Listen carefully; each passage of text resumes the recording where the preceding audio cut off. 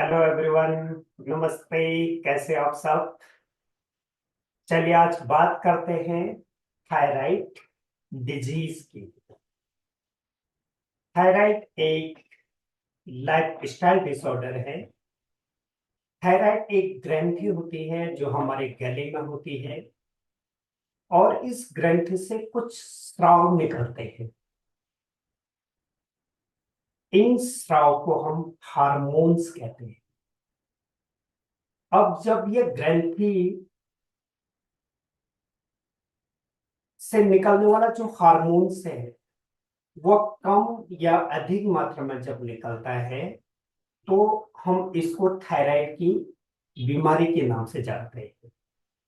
और जब ये ग्रंथि से निकलने वाला जो हार्मोन्स है अगर ये कम मात्रा में निकलता है तो इसको हम हाइपोथायराइड के नाम से जानते हैं। उनको हाइपोथायराइड हो जाता है। हाइपोथायराइड इसका पूरा जो प्रभाव है वो हमारे डाइजेशन के ऊपर पड़ता है। जब यह ग्रंथि कम मात्रा में हार्मोन्स का स्राव करती है तो उसका डायरेक्टली प्रभाव हमारे मेटाबॉलिज्म के ऊपर पड़ता है, क्योंकि ये स्राव हमारे मेटाबॉलिज्म को स्लो कर देता है।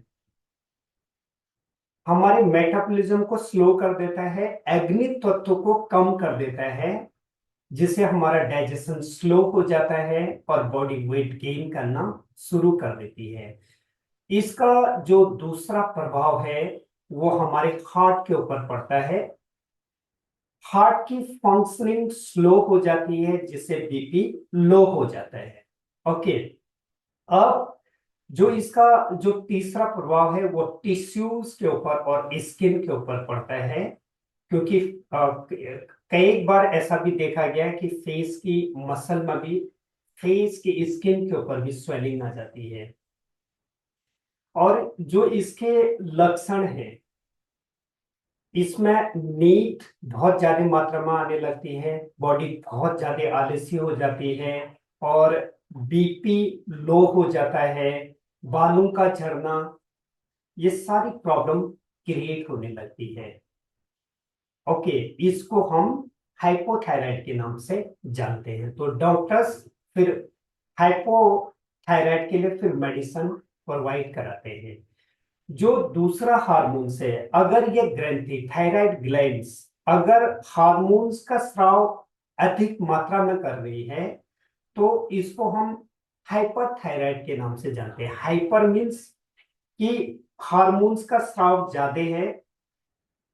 जब ये हार्मोन्स का स्राव ज्यादा करती है ग्लैंड्स तो हमारा मेटाबॉलिज्म बहुत फास्ट हो जाता है।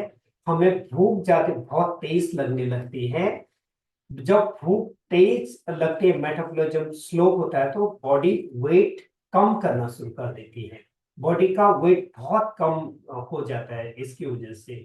और इंसान या कोई भी व्यक्ति बहुत एग्रेशन के मूड में आ जाता है और गुस्सा बहुत जल्दी आने लगता है। जब ये मेटाबॉलिज्म को बढ़ा देती है तो हमारा बीपी का लेवल हाई लेवल पर चले चले जाता है, ब्लड प्रेशर हाई हो जाता है। तो इसका समाधान है योग में। मैं सिर्फ 3 चीजें आप लोगों को बता रहा हूं जिससे हम थायराइड को पूरी तरह से कंट्रोल कर सकते हैं।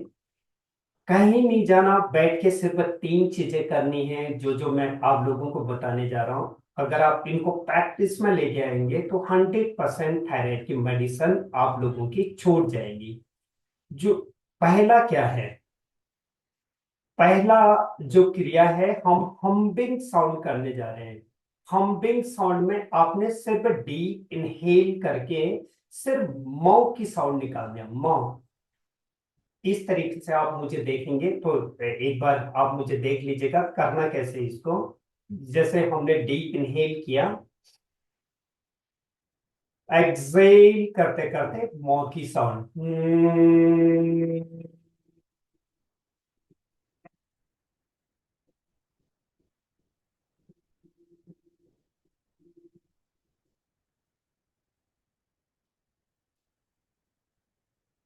Deep inhale.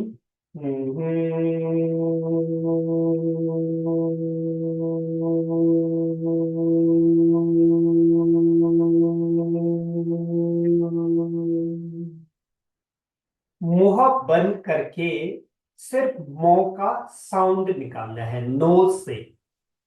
ठीक है।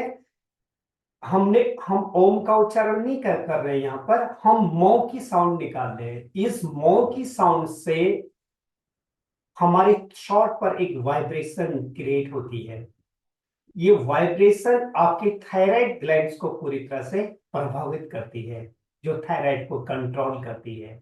आप ये समझो कि जब आप मौ की साउंड निकाल लें तो थ्रोट में वाइब्रेशन होना बहुत जरूरी है। अगर आपके थ्रोट में वाइब्रेशन नहीं हो रही है तो इसका मतलब आप गलत तरीके से कर रहे हैं।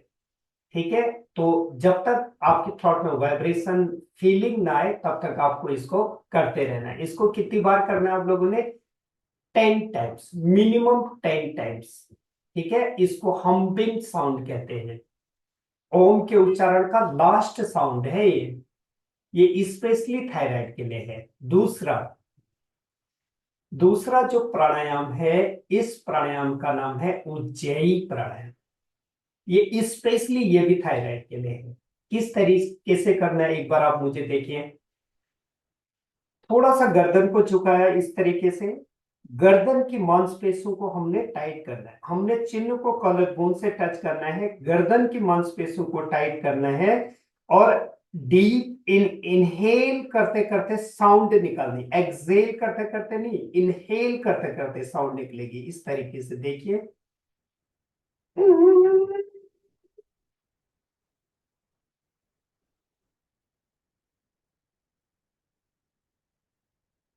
एक्सहेल, नोज से एक्सहेल।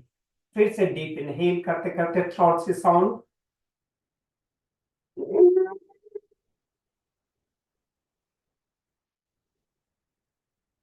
गर्दन को सीधा किया, एक्सहेल।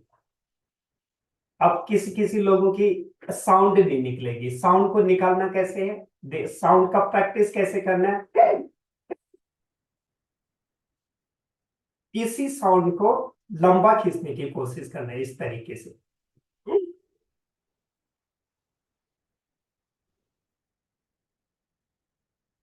ये बहुत अच्छा प्राणायाम है, इसको उज्जयी प्राणायाम कहते हैं। इससे गले में टॉन्सिल भी, थायराइड के लिए भी और साउंड के लिए भी बहुत अच्छा है। ठीक है। दूसरा जो थर्ड जो क्रिया है उसको सिंहासन कहते हैं। इस तरीके से पोस्चर को बना लिया आपने। वज्रासन में बैठे। वज्रासन में अगर नहीं बैठ पा रहे हैं ऐसे तो आप वैसे भी कर सकते हैं। हाथों की पोजीशन इस तरीके से बनाया। ठीक है। अब आपने जीभ को बाहर निकालना है और साउंड निकालनी है तेज। एक्सहेल करते करते साउंड है ये। पहले डीप इनहेल किया।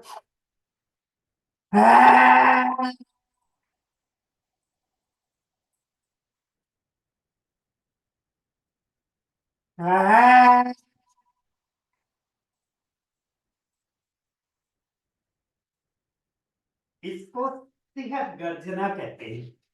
ये भी थायराइड के लिए बहुत अच्छा है। तो इसको भी आपने 10 टाइम्स करना है। ये मैंने आप लोगों को 3 चीजें बताई हैं। आई एम श्योर आप लोगों को पूरा इसमें एडवांटेज मिलेगा। और अगर आप लोग नए हैं तो सब्सक्राइब कर दीजिएगा। अगर आप लोग जो मेरे वीडियोस को पहले से देख रहे हैं, लाइक और कमेंट्स कर दीजिएगा। नेक्स्ट वीडियो में मिलता हूँ। थैंक